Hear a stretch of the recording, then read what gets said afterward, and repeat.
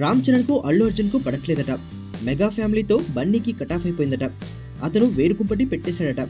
Mega అభిమానులందు Bunny అభిమానులు వేరట. ఇలా కొన్ని రోజులుగా రకరకాల ఊహాగానాలు వినిపిస్తున్న సంగతి తెలిసిందే. ఈ రూమర్ల మీద ఎవరు ఏం మాట్లాడకపోయేసరికి నిజంగానే ఏదో జరిగిపోతుందన్న భ్రమల్లో ఉన్నారు జనాలు. అయితే ఈ ఊహాగానాలకు తెరపడే పరిణామం జరిగింది ఈ శుక్రవారం.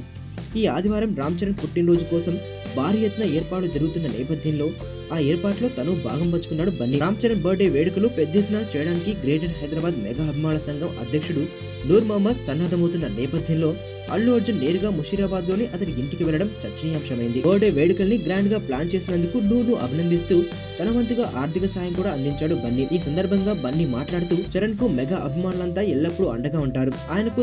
ఆయనకు మా ప్రేమాభిమానాలు ఎప్పటికీ ఉంటాయి. అభిమానులు హైదరాబాద్ లో చేయబోయే రామ్ చరణ్ బర్త్డే వేడుకల్లో నేను ప్రత్యక్షంగా పాల్గొనలేకపోతున్నా.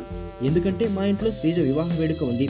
అభిమానులంతా కలిసి రామ్ చరణ్ జన్మ వేడుకల్ని ఇంత గ్రాండ్ గా చేస్తున్నందుకు చాలా హ్యాపీగా ఉంది. అందుకే నూర్ మహమ్మద్ ను అభినందించడానికి ఆయన ఇంటికి వచ్చా అన్నాడు బన్నీ. ఈ సందర్భంగా బన్నీ నూర్ మహమ్మద్ తో కలిసి చరణ్ బర్త్డే కేక్ కూడా కట్ చేయడం విశేషం.